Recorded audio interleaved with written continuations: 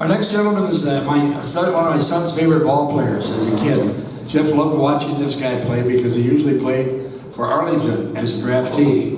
And he said something about this gentleman that my son Jeff really admired. And I got to know this outstanding individual, and he's a class guy, and I'm very happy to see him going into the Hall of Fame. From Hutchinson, LeRoy Kuhl.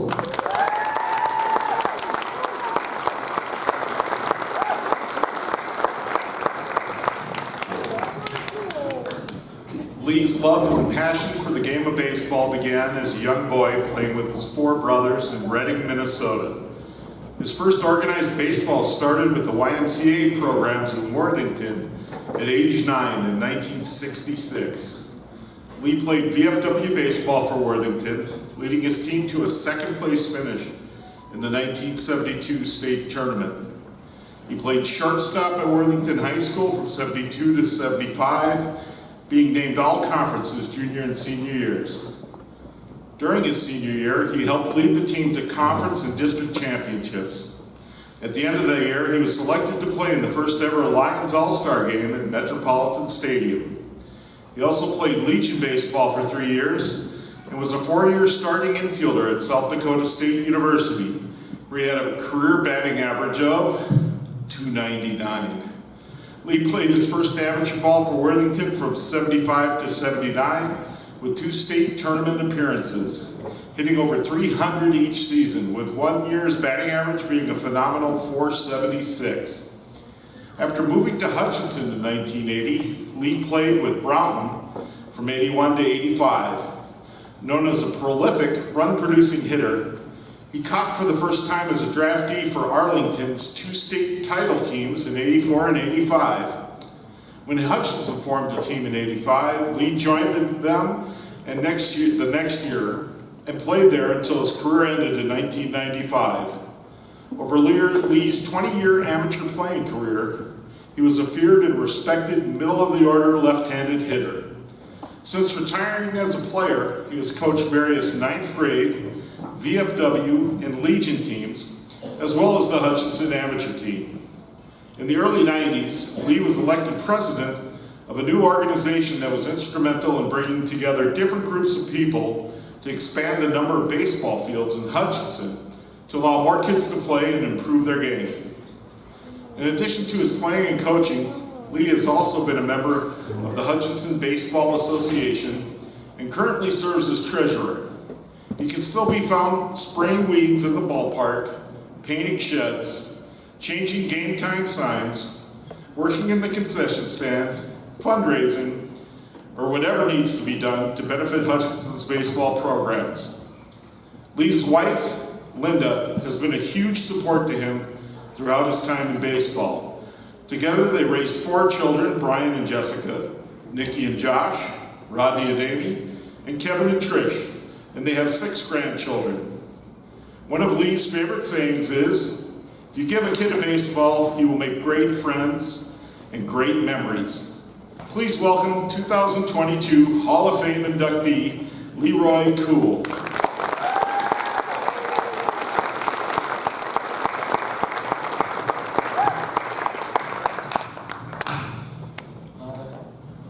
This will be tough for me, so we'll go from there. So, I want to thank the Minnesota Baseball Amateur Hall of Fame Committee for honoring this honor tonight.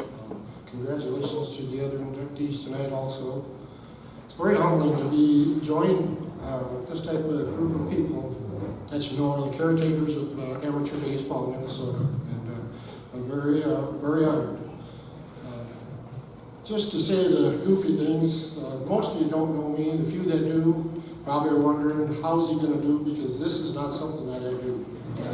I do not. I get in a room of a few people, and I'm pretty quiet and stuff, and don't say a whole lot. So this is kind of pretty overwhelming to me. And the guy that started this thing, and he's probably sitting back there laughing right now. Johnny Arlt, are you starting up, Johnny? He started this thing. At work, he mentioned to my son-in-law as far as a possible doing this, and so he's probably laughing back there because he thought, hey, he'll never get up there and give a speech. But here, we're going to try to do the best we can. So, a couple other people I just want to thank. Rube, as far as putting together the PowerPoint, thank you very much. Terry, again, I don't know how you figured out what to put together. I just played the game. Once I left Worthington and my mother had a whole bunch of clips from the daily paper and had stats. I have really no idea what I did at Brownton or Hutchinson as far as stats and things like that. So I just played. I didn't worry about what it does, and if they wanted me back the next year, I'd go back and play again. So Terry, thanks for the job you did there. One other thing I want to thank Dick here. Just listen to you is just fantastic. You know, first time I was here was in 1984, actually, and I listened to Dick in 1984, and some of those jokes you said in 84 are just as good tonight.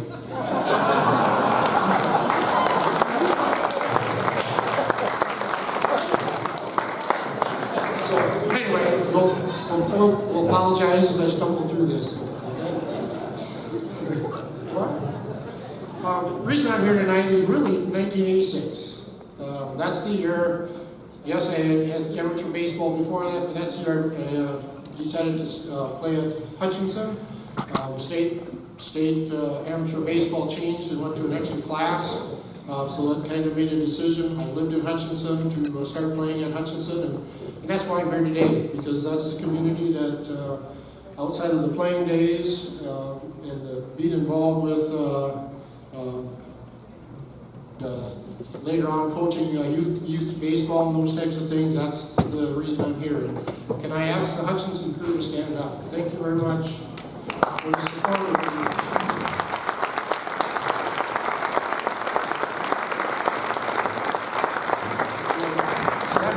So that makes 36 years that I've been involved with the Hutchinson directly, and still involved yet today as far as on the Husky board, and then as long as the different coaches in town want me to still come to the ballpark and coach kids, still doing that as far as in the spring or summertime. So again, thank you guys very much for the support over the years. My next group, I guess I want to talk about a little bit is that Hutchinson group. When I made the decision to start to play there, it was a newer team. I'd gone through that once before. My first years at Worthington, a guy by the name of Tyrone Wacker put together a team when I was a senior in high school. So I had experience of starting from scratch. But I didn't consider the Hutchinson team starting from scratch because we had good leadership, and at that time I called them behind their backs. We had the 3M boys. We had Marquardt, Messner, and Mooney. You know, we had the 3M boys as far as that's a pretty good starting base and stuff. Unfortunately, Pat didn't stick around and ended up in down in Omaha and stuff as far as for college baseball and things like that. But hey, then we had the Marquardt and the Messlers who are here tonight and stuff. That was a good starting point. So thank you guys. Before I started at Hutchinson, I played at Brownton. It was, like I said, in 81 to 85. And again, they welcomed me. I called to see, hey, as far as playing. I actually didn't play in 1980 when I was kind of middle of moving up in that part of the country, moved to Hutchinson. And Dave Rutland was the coach and manager at that time. And I don't know if he knew anything about me as far as a player and stuff, but again, he welcomed me to come down and join the Bruins. And I want to thank I know there's a couple of Bruin people here tonight. If they can stand, I want to thank them as far as for welcoming me at that time. Doug is here. Dave is here someplace. I don't know if there's anybody else here. Thanks, Scott. The thing about Brownton, basically, if you want to think about traditional town team, small town baseball, when I started playing there, did not know a lot about it, but all of a sudden, hey, this is what gets back to the roots of town team baseball. A little community. There would be probably 3 or 4 Hall of Famers that would probably be at the ballpark and stuff, doing things that needed to get done and stuff, besides the future Hall of Famers that were involved with the team. So again, it was a great experience. Started playing in 1975 after high school on amateur baseball. And I mentioned before, and I don't think he's here tonight, but Tyrone Wacker, if he's here, I don't think he's here tonight. But basically, he put together the Worthington Cubs. They played there for 4 years before moving up to Hutchinson, and like I said, just was the beginning of amateur baseball. But really, my start of baseball was obviously grew up on a farm, and it was actually not Reading, it's Reading, Minnesota. Population maybe 40 now, I'm not sure how big it is, but anyway, a little town southwest Minnesota. But we basically had a farm about 3 or 4 miles from town. Started playing a lot of backyard or pasture baseball with I was the youngest of 5 boys, of my mother and father, Ray and Ernest Kuhl. And basically we played a lot of evening baseball games between the 4 or 5 boys. My one brother this summer reminded me that it was usually the 2 oldest against the 3 youngest, and he doesn't remember the 3 youngest ever beating the 3 oldest. So it was competitive games, and we had some special rules as far as the way we played there. And I was probably the one duck there that if it was a little bit to where something was going on that we couldn't put a game together, or even we maybe had a break in the middle of the day, I usually had a ball, a tennis ball, and I would throw the ball against the granary, and any time of break that I had, I would be throwing the ball against the granary, catching the ball, bouncing off rocks or stones or this or that. And some other evenings, I've had an old wooden bat, and you just pretend you're hitting stones, little stones, not big rocks, and you basically would hit rocks for maybe hours sometimes, trying to hit those line drives. And my younger years, I never hit a ball. I was a left-hand batter. My younger years, I never hit a ball on the first base side of second base. As far as the way we did it, because actually on our farm field, that was a foul ball if it was on that side of the field. Everything was always that direction and stuff. So that's the way we swung. We never taught anybody how to do things. We just played. So the thing that probably one of the best moments that transpired was actually at Worthington, and again, Tyrone Wacker's not here tonight, but basically he had a girl that was a friend of their family that moved in with him, and then that particular girl happened to bring another girl to some Cubs baseball games. And that one girl, I started dating her, and basically we went on from there, and then I married that girl. And Linda, would you please stand?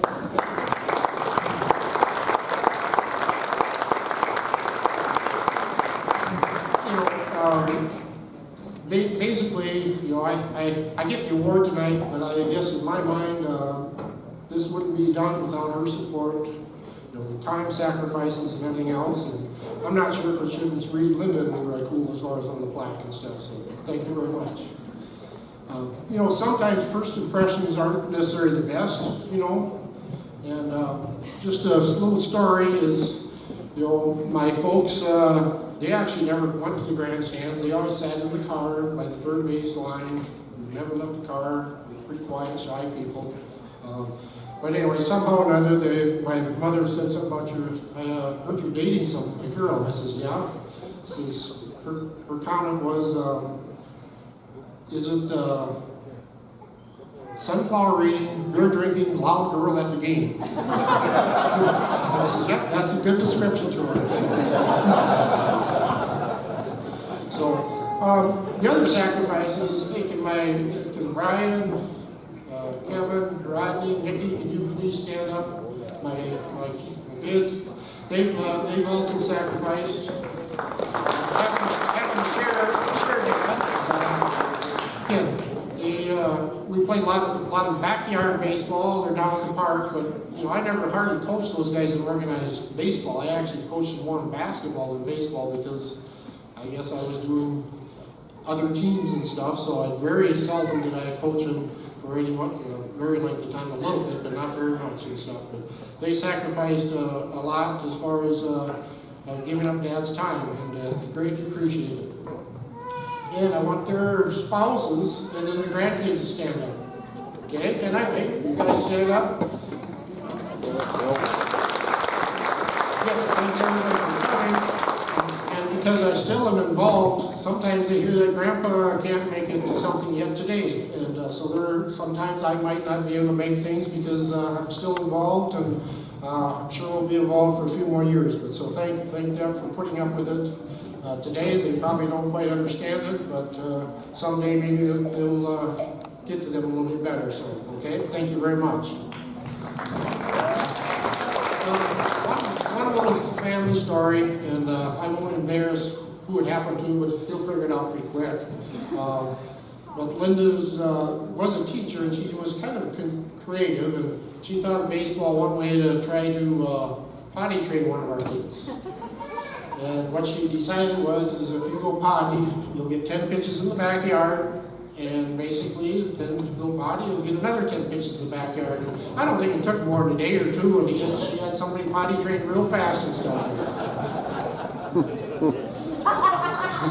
Hey, I know I'm probably out of time, but I know Mr. Nagel loves extra innings. He just adores it, so I've got a couple more little points to come out here, right? Mr. Nagel, he just loves those. And I've only played an 18-inning game once. I never went to 21, so I happened to catch an 18-inning game one time, 1-0 game and stuff.